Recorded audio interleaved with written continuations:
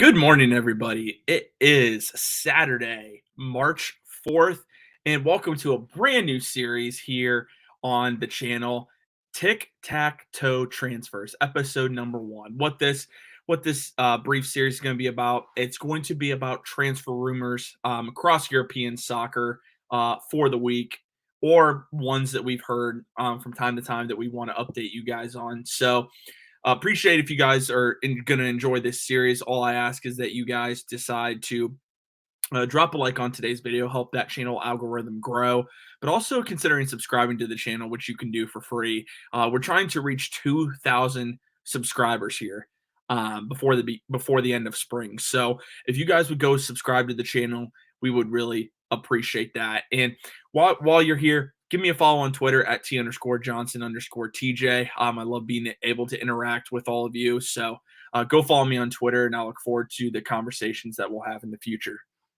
Today, what I want to focus on, I want to focus on one of the biggest names in soccer.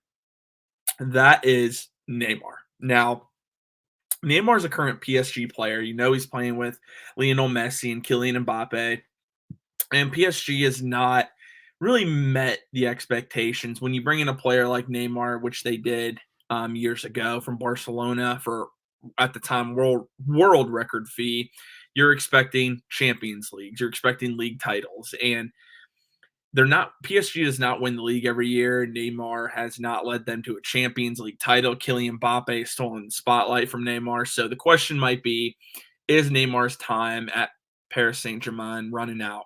And the answer is, I believe, yes. It was rumored a couple weeks ago that Chelsea owner Todd Boehly had a secret meeting with Neymar and his team about the possibility of bringing him to Chelsea. I mean, if you think about it, it's not unrealistic at all from the aspect. I believe that Chelsea wants to make a splash. We've seen with Todd Boehly, adding Enzo Fernandez, spending 600 million in one transfer window. You know that he wants to make a splash, and Neymar would be one of the biggest splashes. I mean, it doesn't really matter what his age is. He's still Neymar, still considered one of the greatest players in the world, one of the greatest players that we've seen. I think it would be a great move for Chelsea, especially with American Christian Pulisic looking to move on in the summer window. I think it would make a lot of sense that they could pursue Neymar. Will this deal end up happening? Not sure. I think it'll come down to the fee, because consider that Neymar is still one of the highest paid players in the world, and he's still going to want to continue that.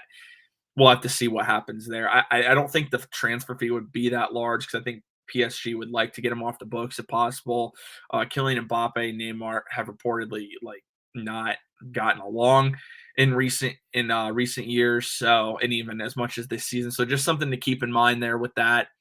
Some other news just from around soccer this week. Fabrizio Romano reported that Marcelo, Real Madrid legend, has signed on as a new Fluminense player in Brazil. So he goes back to his home country, which I think it's an awesome way to end his career, because I think that will be the final step in his career.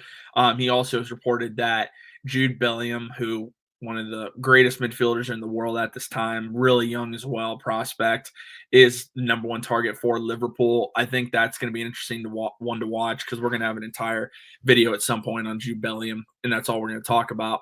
How is Liverpool going to afford a transfer if they're not going to be in the Champions League? That's the question. So the Jude Bellingham saga is something that's going to linger on all summer long. It's gonna be a busy summer, so can't wait to see what all happens there. Miguel Almiron agreed to a new deal with Newcastle, signing a contract until June 2026. Really happy for him, coming from Atlanta United and really finally starting to establish himself in the Premier League. Jordan Pickford signed a new long-term deal at Everton until June 2027. That one, I wasn't sure if that was going to get done, because Jordan Pickford was rumored to be of interest to a lot of other European clubs, and he could have left on a free transfer. So good for Everton to tie down who will eventually be their future captain. And finally, the news: what happens to Graham Potter at Chelsea? Graham Potter is on the hot seat there. There's no denying it. He has struggled with results. I think Todd Boehly realizes he made a mistake by hiring Graham Potter, and at the time firing Thomas Tuchel, who led Chelsea to a Champions League. And at the time, Chelsea was not reeling, and they still fired Tuchel. It just didn't make a lot of sense. And I think Graham Potter's days are numbered. I don't see him lasting until the summer. Chelsea is probably not going to make a Champions League spot as well. And with all the money that they have to pay for these salaries, it's going to be very difficult. Something just to keep in mind. I think if they do fire Graham Potter, some names to watch: Zinedine Zidane, of course, Mauricio Pochettino, even though I think he wants to go back to Spurs.